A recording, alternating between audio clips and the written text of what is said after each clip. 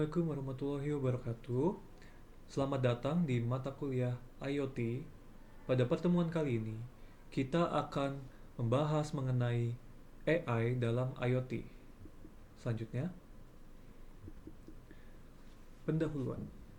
Kecerdasan buatan atau AI adalah teknologi yang memungkinkan komputer dan mesin untuk mensimulasikan pembelajaran, pemahaman, pemecahan masalah, pengambilan keputusan, kreativitas, dan otonomi manusia.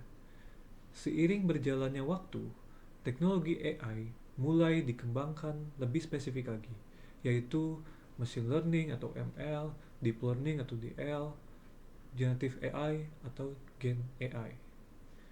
Selanjutnya, sejarah singkat AI. Pada era 1950-an, AI mulai diperkenalkan. Hanya saja masih sederhana, karena komputer berbasis AI masih belajar atau learning dengan metode trial and error. Kemudian, di era 1980-an, machine learning mulai diperkenalkan. Seperti namanya, mesin pembelajaran mesin, yang berarti mesin tersebut mulai belajar dari data-data sebelumnya. Dari pada era 2010-an mulai diperkenalkan yang namanya deep learning, pembelajaran yang lebih dalam di mana mesin sudah mulai meniru fungsi otak manusia. Lalu di era 2020-an atau era sekarang, model deep learning sudah mulai membuat uh, model AI sudah mulai membuat konten original. Selanjutnya,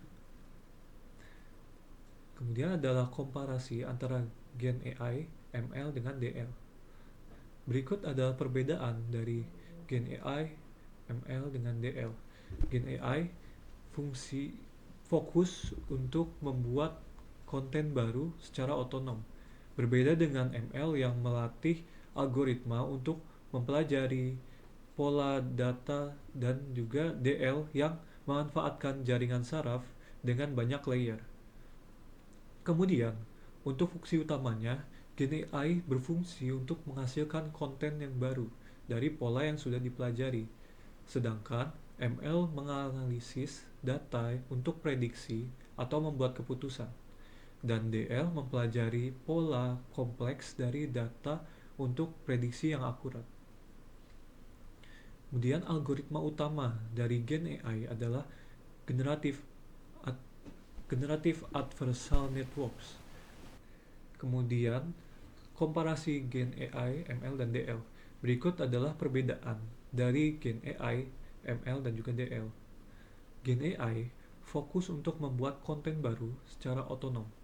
Berbeda dengan ML yang melatih algoritma untuk mempelajari pola data, dan DL yang memanfaatkan jaringan saraf dengan banyak layer. Kemudian, untuk fungsi utamanya, Gen AI berfungsi menghasilkan konten baru dari pola yang sudah dipelajari, sedangkan ML menganalisis data untuk prediksi atau pembuatan keputusan, dan DL mempelajari pola kompleks dari data untuk prediksi yang akurat. Kemudian ada algoritma utama dari Gen AI, yang adalah beberapa diantaranya adalah Generative Adversarial Networks, ada Variational Autoencoders, dan Diffusion Model. Untuk ML ada Decision Tree, ada Support Vector Machine, ada Random Forest, dan ada Naive Bayes. Sedangkan untuk DL ada Convolutional Neural Networks, ada Recurrent Neural Networks, dan ada Transformer. Untuk pengaplikasiannya, Gen AI biasanya digunakan untuk pembuatan teks, penciptaan gambar, membuat musik, dan menemukan obat. Untuk ML biasa digunakan untuk mendeteksi spam, menilai kredit, sistem rekomendasi, dan untuk pemeliharaan yang prediktif. Kemudian untuk DL biasa digunakan untuk computer vision, neural language processing, pengenalan suara, dan kendaraan otonom. Dan untuk kompleksitasnya, Gen AI lebih ke arah penggabungan model dan algoritma probabilistik untuk membuat konten. Dan ML memanfaatkan algoritma seperti decision tree, SVM, dan neural networks, dan juga DL melibatkan arsitektur yang lebih rumit untuk setiap lapisan. Selanjutnya, peran AI di era digital. Selanjutnya adalah peran AI di era digital. Yang pertama, meningkatkan efisiensi dan produktivitas. Jadi, AI dapat mengotomatiskan tugas-tugas yang berulang dan memakan waktu, sehingga manusia dapat fokus pada tugas yang lebih kreatif dan kompleks. Yang kedua, membuat keputusan yang lebih baik. AI dapat menganalisis data dalam jumlah yang besar dan juga akurat, dan itu membantu manusia membuat keputusan yang lebih informatif. Contohnya, AI untuk menganalisis data keuangan untuk keputusan investasi yang lebih baik. Dan yang ketiga, membuka peluang baru untuk inovasi dan penemuan. AI ini membantu mengembangkan produk dan layanan baru yang sebelumnya tidak mungkin. Contoh, AI digunakan untuk self-driving. Dan kemudian, uh, yang keempat adalah menemukan solusi baru untuk masalah lama. AI membantu menemukan solusi baru untuk masalah yang sulit untuk dipecahkan dengan cara tradisional. Contohnya AI untuk pengembangan obat yang baru. Selanjutnya, merupakan selanjutnya adalah gabungan dari AI dan IoT, yaitu AIoT, yang selanjutnya adalah gabungan dari AI dan IoT. Dapat kita sebut sebagai AIoT atau Artificial Intelligence of Things. Yang pertama, dimulai dari data collecting. Pengumpulan data merupakan tahap awal di mana data-data dikumpulkan menggunakan sensor. Sensor-sensor ini dipasang di perangkat IoT. Satu perangkat dapat menggabungkan beberapa sensor untuk mengolah berbagai jenis data. Berbagai sensor dapat dihubungkan ke satu perangkat untuk mengumpulkan berbagai jenis data. Misalnya, sebuah perangkat dapat menggabungkan beberapa sensor seperti GPS, kamera, dan akselerometer untuk mengumpulkan data. Yang kedua, data transmisi storage. Setelah data dikumpulkan, data tersebut selanjutnya ditransmisikan dan disimpan di cloud. Karena volumenya yang tinggi, penyimpanan cloud meminimalkan biaya penyimpanan secara keseluruhan, karena organisasi tidak perlu mengeluarkan biaya besar untuk instalasi perangkat keras untuk penyimpanan data. Dan yang ketiga, data tersimpan selanjutnya digunakan untuk pemrosesan dan analisis.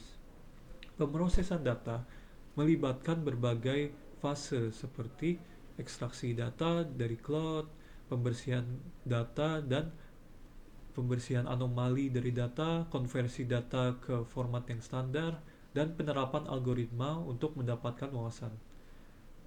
Yang keempat adalah prediksi.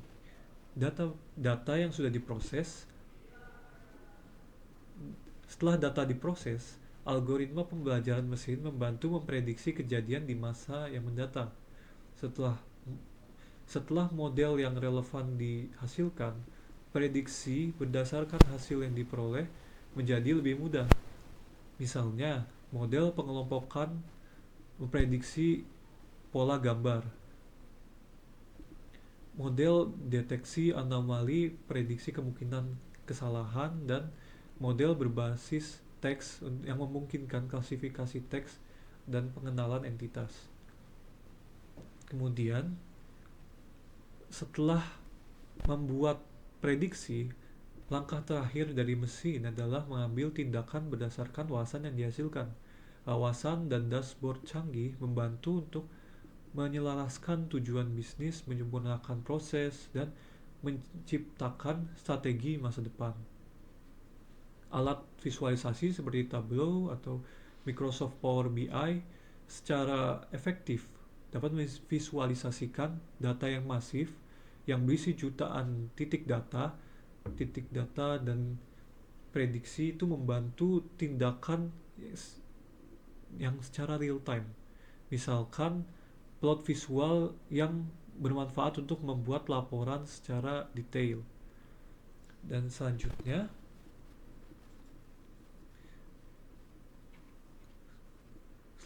adalah keunggulan menggunakan AIoT.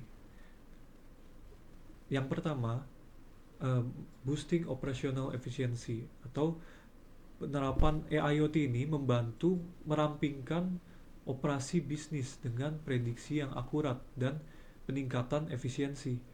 Perangkat pembelajaran mesin yang dipadukan dengan AI memprediksi kondisi operasional dan mendeteksi parameter yang memerlukan modifikasi untuk memastikan hasil yang lebih baik.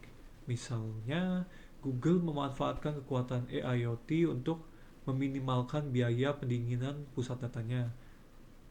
Kemudian Advanced Risk Management. Kombinasi AI dan IoT dapat membantu memprediksi potensi risiko dan mengotomatiskan respon cepat. Hal ini menghasilkan penanganan kerugian finansial, keselamatan karyawan, dan ancaman cyber. Sebagai contoh, perusahaan Fujitsu membantu memastikan keselamatan pekerja melalui analisis sumber data oleh AI dan perangkat wearable yang terhubung. Yang ketiga, elimination of costly unemployed downtime. Jadi, berbagai organisasi seperti industri minyak dan gas biasanya mengalami kerusakan yang tidak terduga. Kerusakan peralatan mengakibatkan waktu henti yang berakibat pada kerugian besar. Kombinasi platform dan perangkat IoT berbasis AI bisa membantu memantau mesin secara konsisten dan mengidentifikasi pola untuk memprediksi kegagalan mesin tepat waktu. Dan yang kemudian, enhance product and service. Proses bahasa alami bertujuan untuk meningkatkan komunikasi melalui ucapan, teks, dan gestur antar manusia dan perangkat. AIoT dapat secara langsung menciptakan produk yang baru dan meningkatkan analisis serta pemrosesan data lebih cepat dari layanan yang sudah ada untuk bisnis. Perangkat bertenaga AIoT seperti robot dan drone menawarkan pengalaman interaksi dan pemantauan yang lengkap untuk membuat keputusan cerdas layaknya manusia dan mengambil tindakan yang tepat. Untuk kendaraan komersil, AIoT juga membantu manajemen armada dan memantau informasi terstruktur, seperti contoh Rolls-Royce. Sebagai contoh, beberapa perusahaan hebat itu menggunakan AI untuk perawatan mesin pesawat berbasis IoT untuk mendeteksi pola persepsi dan eksploitasi wawasan operasional. Dan yang terakhir, high scalability. Perangkat IoT beragam mulai dari komputer keras hingga ke mikrosensor dan chipset. Sistem IoT standar terdiri dari sensor bertenaga baterai untuk mengelola volume data yang sangat besar. AI memainkan peran penting untuk mengidentifikasi, meringkas, dan meneliti aliran data yang sangat besar di penyimpanan cloud. Seiring volume data yang tinggi menjadi lebih mudah dikelola, skalabilitas seluruh ekosistem IoT pun meningkat. Yang terakhir, high scalability. Perangkat IoT beragam, mulai dari komputer kelas atas hingga mikrosensor dan chipset. Sistem IoT standar terdiri dari sensor bertenaga baterai untuk mengelola volume data yang sangat besar. AI memainkan peran penting dalam mengidentifikasi, meringkas, dan meneliti aliran data yang sangat besar di penyimpanan cloud. Seiring volume data yang tinggi menjadi lebih mudah untuk dikelola, skalabilitas seluruh ekosistem IoT pun menjadi meningkat. Mungkin demikian yang perlu saya sampaikan. Terima kasih, semoga bermanfaat, dan sampai bertemu di video pembelajaran berikutnya. Terima kasih.